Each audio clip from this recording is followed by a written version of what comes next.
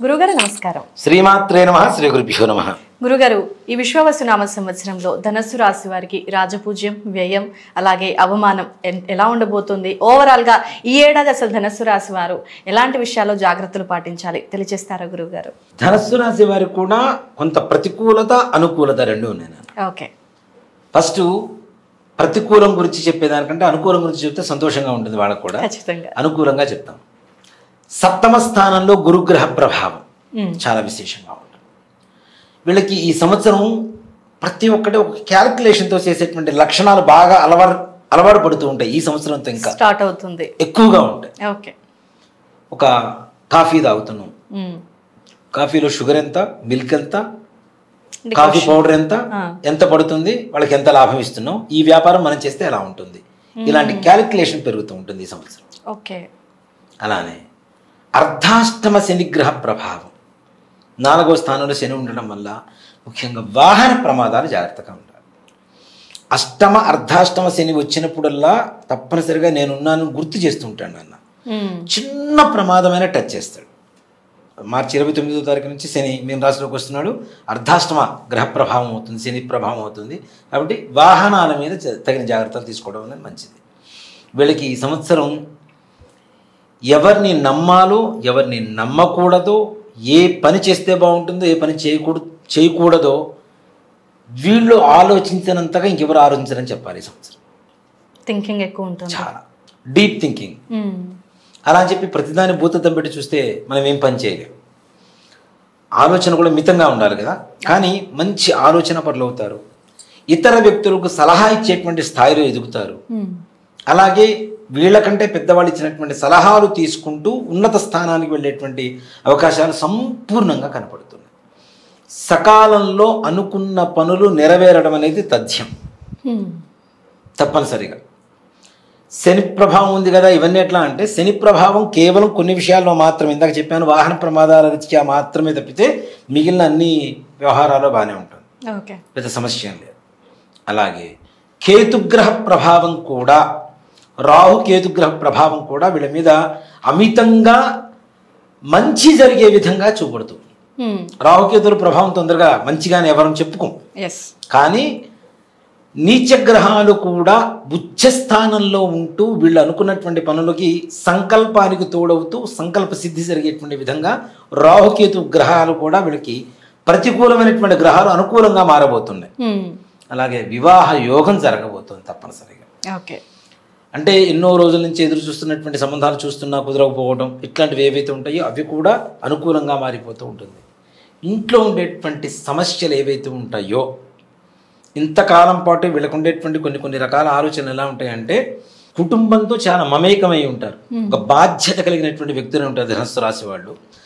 ఈ సమయంలో కొంత మేరకు డైవర్ట్ అయ్యేటువంటి అవకాశాలు కూడా ఉన్నాయి. అది కూడాను స్త్రీ మూలకంగా, అంటే ప్రేమ వ్యవహారాలు ఇట్లాంటివి ఇంట్లో. అంటే ఇక్కడ చెప్తున్నాను అన్న, పెళ్లి కాని పిల్లల గురించే కాదు, పెళ్ళైన వాళ్ళ గురించి కూడా చెప్తున్నాను నేను.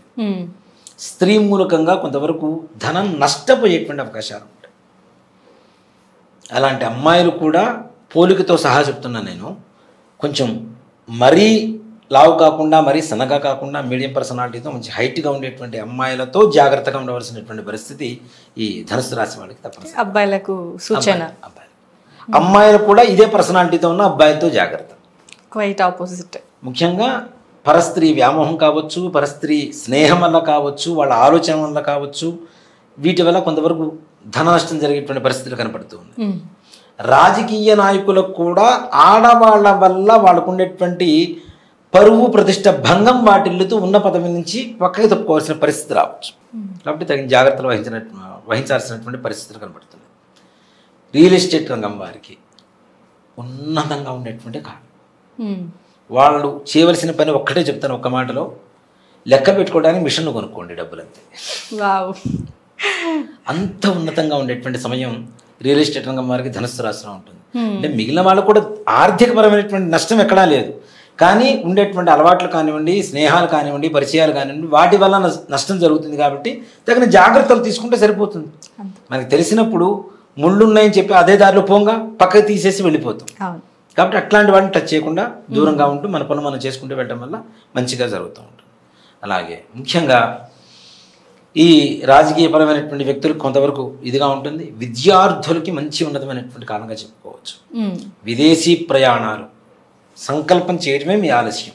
ఓకే, 100% వీసా వస్తుంది చక్కగా. ఏ దేశమైనా అది అమెరికానే కాదు, లండనే కాదు, ఆస్ట్రేలియా కాదు, ఏ దేశమైనా సరే మీరు సంకల్పించేటువంటి ప్రదేశానికి వెళ్ళటం, ఉన్నతమైనటువంటి మంచి విద్య, తల్లిదండ్రులు ఇక్కడి నుంచి పంపించినందుకు వాళ్ళు ఆనందదాయకంగా ఉండేటువంటి పరిస్థితుల్లో అక్కడ విద్యార్థులు పిల్లలు ఉంటారు. ఈ ధనుస్సు రాశిలో ఉండేటువంటి వాళ్ళు మంచి ఆలోచన, ధైర్యం అన్నీ కూడాను కూడగట్టుకొని ఒక్కసారిగా అదృష్టం కలిసి వస్తుందని కూడా చెప్పుకోవచ్చు ఈ ధనుస్సు రాశి వారికి.